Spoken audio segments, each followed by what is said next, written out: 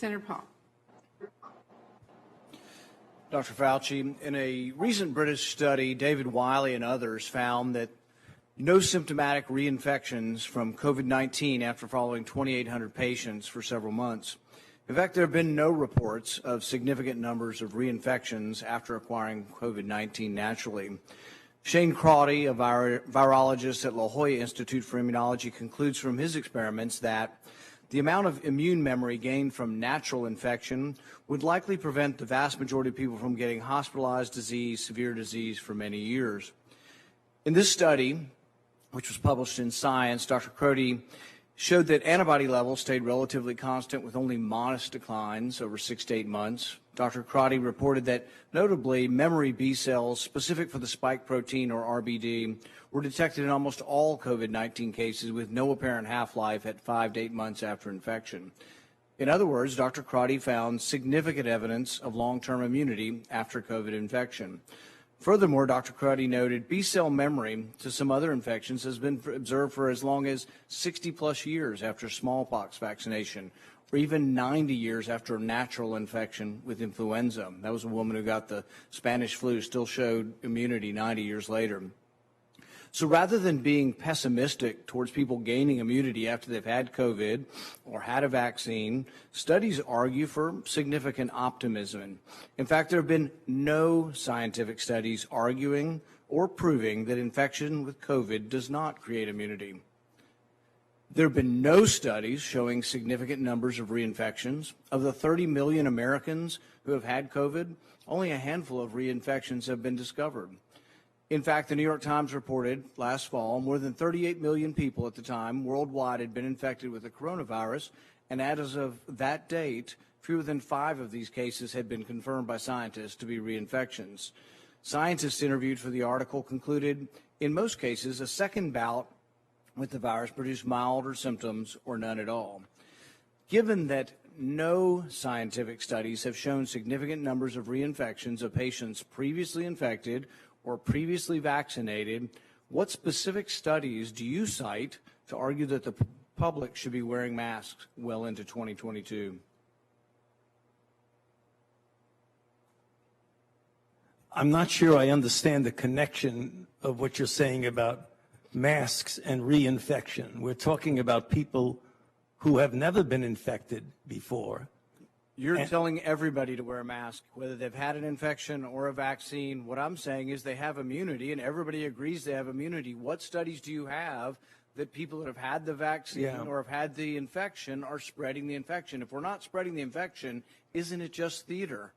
No, it's not. not. The vaccine and you're wearing 2 masks. Isn't that theater? No, that's not. Here we go again with the theater. Let's get down to the facts. Okay, the studies that you quote from Crotty and Sete look at in vitro examination of memory immunity, which in their paper they specifically say this does not necessarily pertain to the actual protection. It's in vitro. And what study can you point to that shows significant reinfection? There are no studies that show significant let me finish the response to your question, if you please. The other thing is that when you talk about reinfection and you don't keep in the concept of variants, that's an entirely different ballgame. That's a good reason for a mask. In the South African study conducted by J&J, they found that people who were infected with wild type and were exposed to the variant in South Africa, the 351, it was as if they had never been infected before. They had no protection. So when you talk about reinfection, you've got to make sure you're talking about wild type. I agree with you that you very likely would have protection from wild type for at least 6 months if you're infected. But we in our country now have variants that are circulating. Significant reinfection. What study shows significant reinfection, hospitalization, and death after either natural infection or the vaccine? It doesn't exist. There is no evidence that there are significant reinfections after vaccine. In fact, I don't think we have a hospitalization in the United States after the 2-week period after the second vaccination. We don't have a death in the United States. You're not hearing what I'm saying about variants. We're talking about wild type versus variants. And now, what proof is there that there are significant reinfections with hospitalizations and death from the variants? None in our country. Zero. Well, because we don't have a prevalent of a variant yet. We're having one. Can I finish? We're having 117 that's becoming more dominant. Your policy based on conjecture. No, it isn't based on conjecture. Variants, so you want people to wear a mask for another couple years. No. You've been vaccinated and you parade around in 2 masks for show. No. You can't get it again. There's virtually 0% chance you're going to get it, and yet you're telling people that have had the vaccine, who have immunity. You're defying everything we know about immunity by telling people to wear a mask who've been vaccinated. No. Instead, you should be saying there is no science to say we're going to have a problem from the large number of people being vaccinated. You want to get rid of vaccine hesitancy? Tell them they can quit wearing their mask after they get the vaccine. You want people to get the vaccine? Give them a reward instead of telling them that the nanny state's going to be there for 3 more years and you got to wear a mask forever. People don't want to hear it. There's no science behind it. Well, let me just state for the record that masks are not theater. Masks are protective. And we have immunity there, theater. If you already have immunity, you're wearing a mask to give comfort to others. You're not wearing a mask because of any science. I totally disagree with you. Dr. Fauci, if you could respond so that we could understand the difference between the virus itself and the variants and the reason for a mask. I'm sorry, ma'am, I can't. If you could respond to the question so that we could all understand the difference between the vaccine in controlling the wild type versus the variants that are out there and the reason for wearing a mask, I'd appreciate it. Yeah, I mean, yes. First of all, when you have a variant, you have an immunity that you get what's convalescent sera and the same sort of thing. If I vaccinate you or me against the wild type, you get a certain level of antibody that's specific for a particular viral strain. If there's a circulating variant, you don't necessarily have it. You have some spillover immunity to be sure, but you diminish by anywhere from 2 to 8-fold the protection. So the point I'm saying is that there are variants in now circulating. The point that Senator Paul was making was that if you look at wild type only, there is some clear-cut credence to what he's saying. But we are living right now in a situation where we're having a dominance of 117, which was the original UK. We have a very troublesome variant in New York City, a 526. We've got 2 variants in California, a 427, 429, and we have a number of others. So we're not dealing with a static situation of the same virus. That was the only point I'm making. Okay, thank you very much. Thank you. Senator Murphy. Thank you very much, Madam Chair. Dr. Fauci, thank you for setting an example over the course of the last year for Americans. You have made it clear that masks.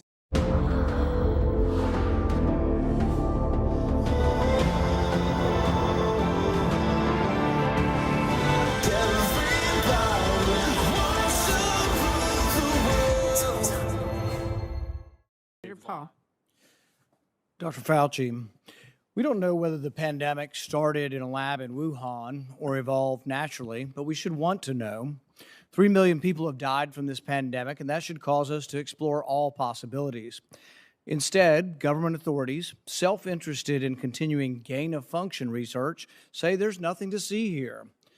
Gain-of-function research, as you know, is juicing up naturally occurring animal viruses to infect humans.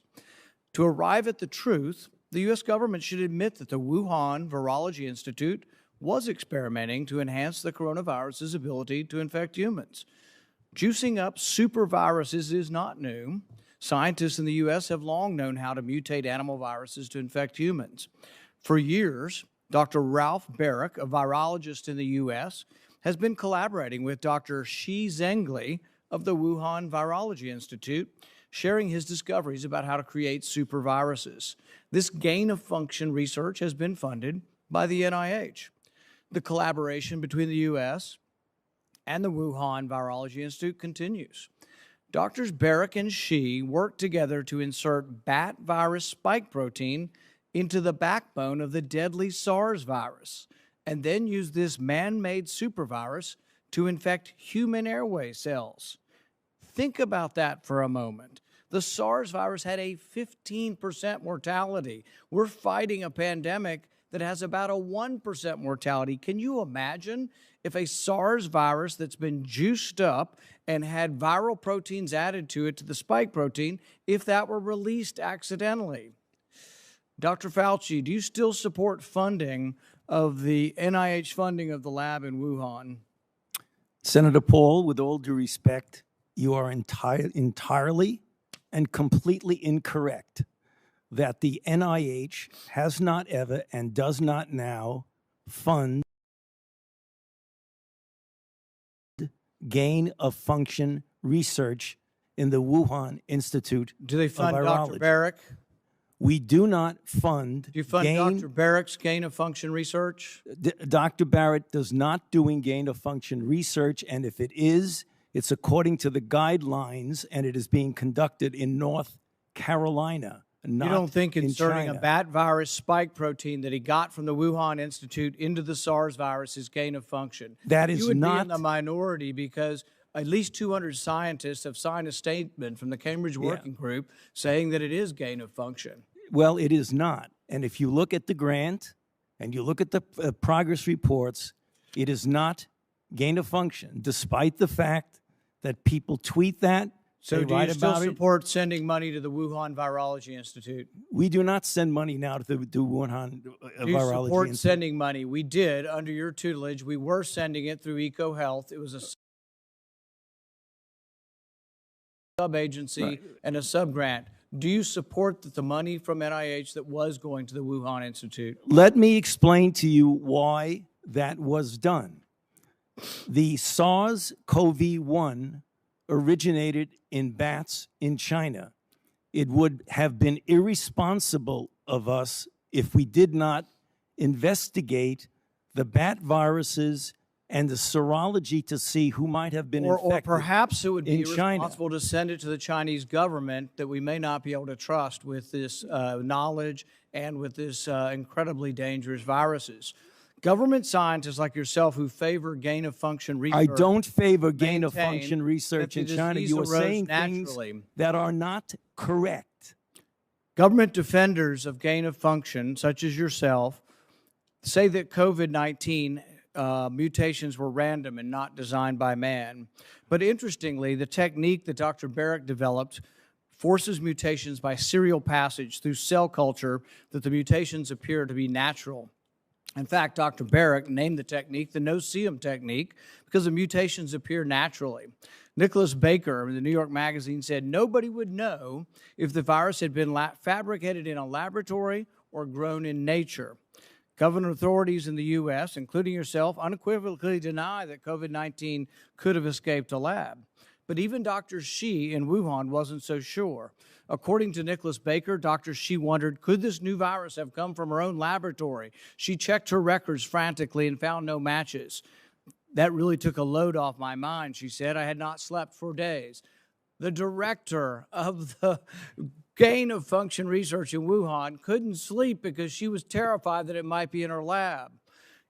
Dr. Barrick, an advocate of gain-of-function research, admits the main problem that the Institute of Virology has is the outbreak occurred in close proximity. What are the odds? Barrick responded, could you rule out a laboratory escape? The answer in this case is probably not.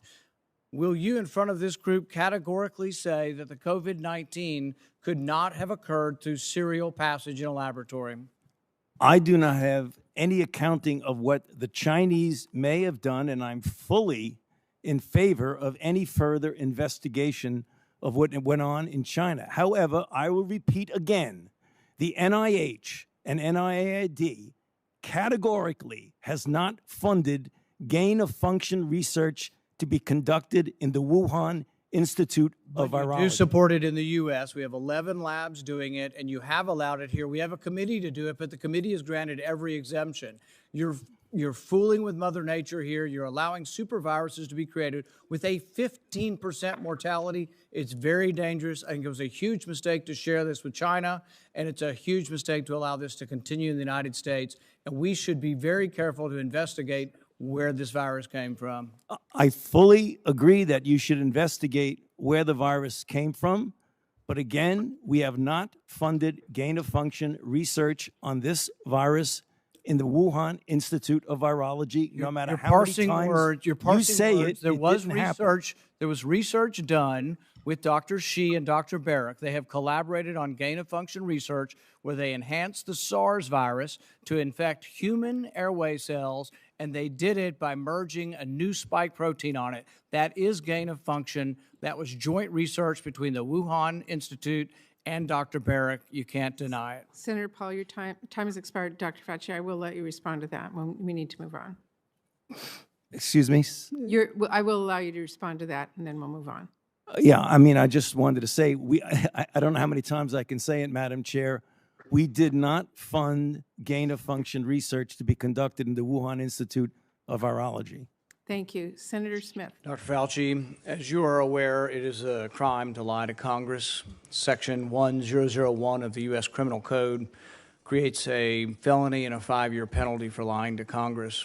On your last trip to our committee on May 11th, you stated that the NIH has not ever and does not now fund gain-of-function research in the Wuhan Institute of Virology.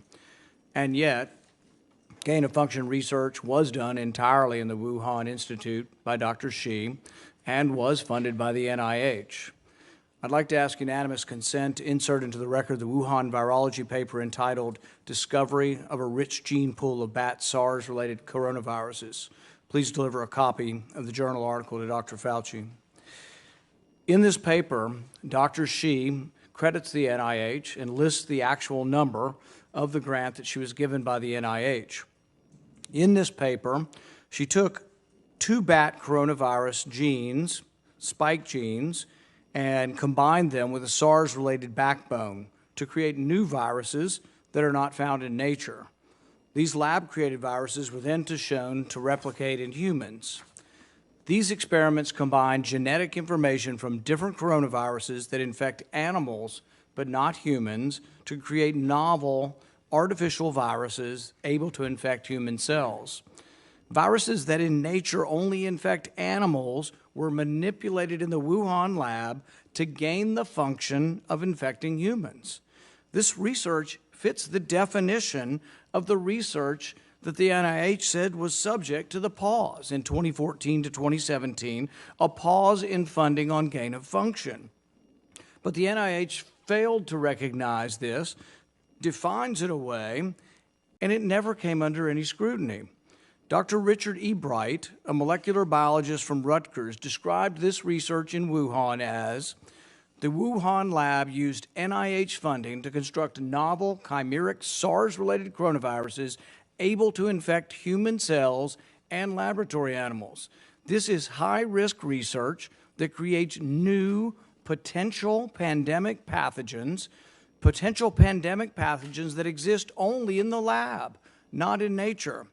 This research matches, these are Dr. E. Bright's words, this research matches, indeed epitomizes, the definition of gain-of-function research done entirely in Wuhan, for which there was supposed to be a federal pause. Dr. Fauci, knowing that it is a crime to lie to Congress, do you wish to retract your statement of May 11th where you claimed that the NIH never funded gain-of-function research in Wuhan? Are you cleaning your ears correctly? Recent studies show that standard cotton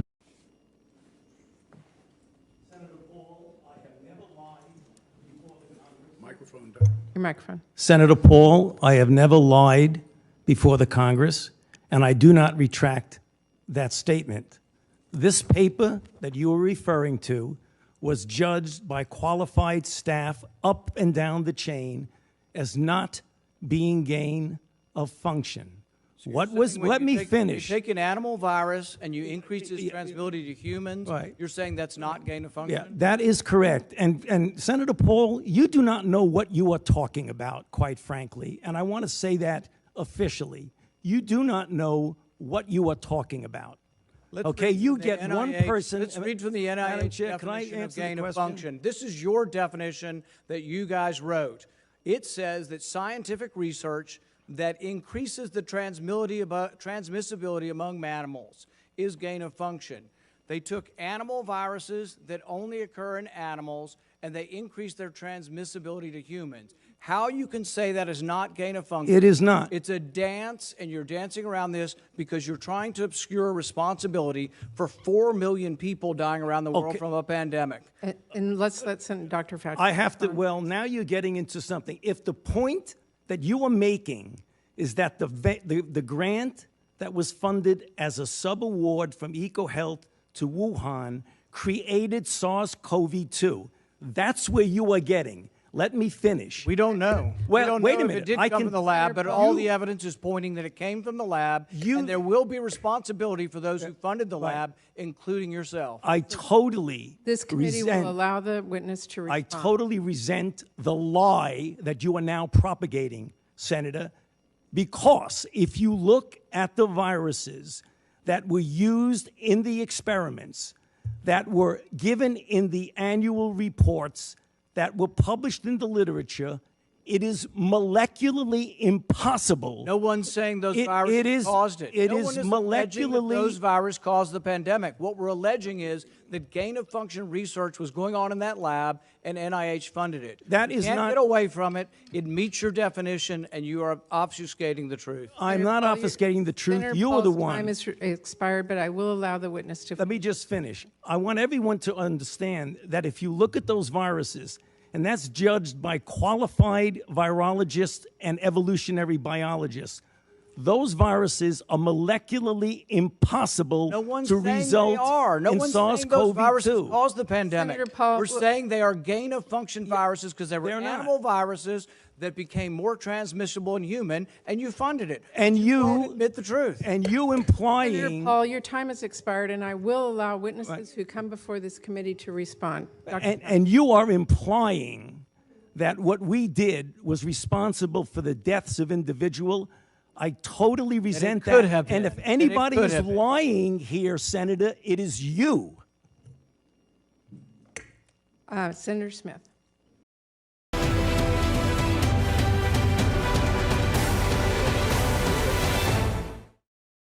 Welcome to an easier way to refinance.